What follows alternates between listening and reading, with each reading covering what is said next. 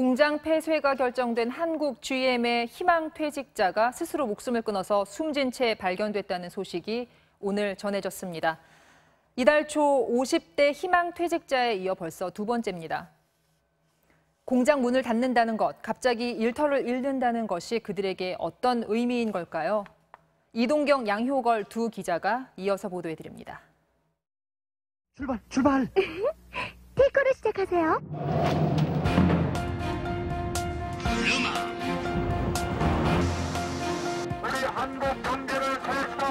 본격적인 그룹 해체 수순을 밟기로 했습니다.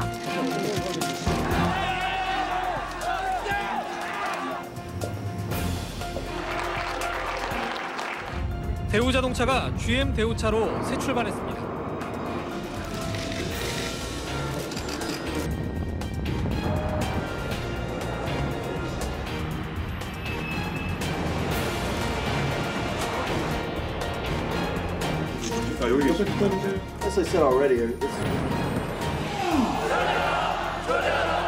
최악의 경우에는 철수에 대한 방안도 검토할 수 있다. 강경열 씨는 요즘 집에만 있습니다. 22년을 일해온 군산 공장이 문을 닫는다는 발표 이후 갈 곳도 할 일도 사라졌습니다. 가슴 철컥 내려앉는 그런 심정이 들어. 그리고 맨날 소주하고 아니면 눈물을 흘리니까 하루하루 이렇게 보내는 게 좀 그래서 직원들끼리도 서로 안 맞는.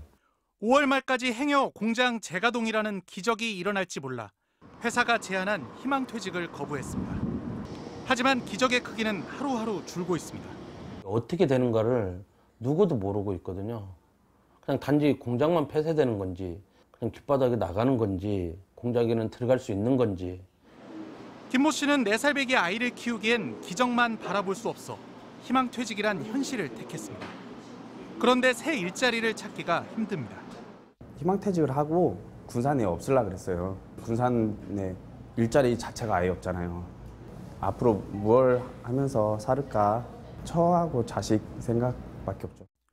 5월 말은 정리를 위한 최종 시한일 뿐 공장은 이미 황량합니다. 맨 앞에 가던 GM이 멈추자 군산 내 협력업체 130여 곳도 뒤따라 멈췄습니다. 앞유리를 가공해 납품하던 이 업체는 직원 30명을 모두 내보냈습니다. 조금이라도 실마리를 좀 잡고 싶으니까 그것 때문에 지금 5월 때까지는 무조건 열어놔야 돼요. 혹시라도 모르니까. 공장이 멈춘 도시, 상권은 초토화됐습니다. 상가 곳곳에 임대 딱지가 붙었고 이를 거래해줄 부동산도 문을 닫았습니다. 노동자들이 빠져나간 원룸촌은 공실률이 90%입니다. 한 5억 먹어서 짓었어요. 현대가 나가고 GM이 나간 뒤로 그게 약 한 3억대에 다 거래가 되는지.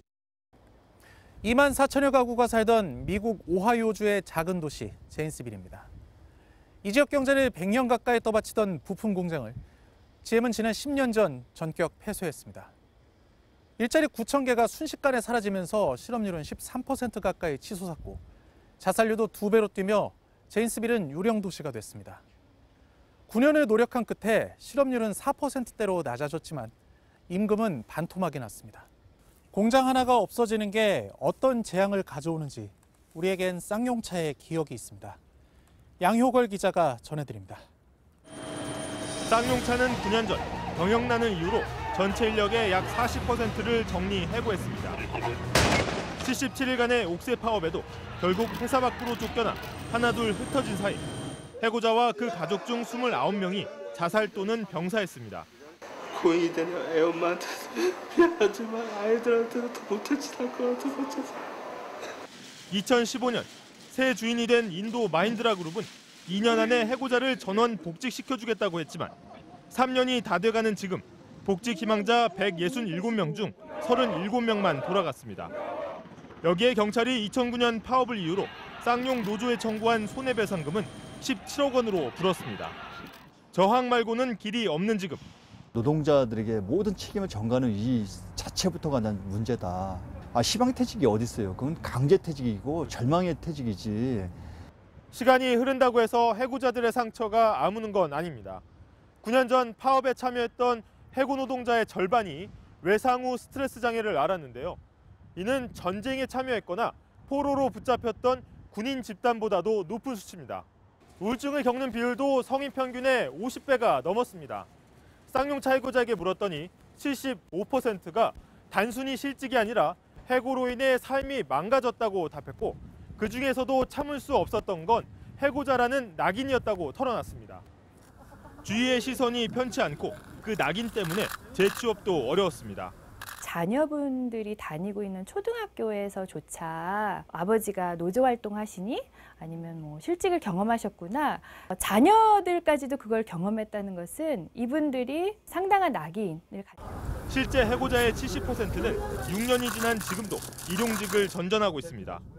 사회안전망도 유명무실해 실직자의 생활 지원과 재취업에 쏟는 나랏돈은 OECD 평균의 8분의 1, 최하위권입니다.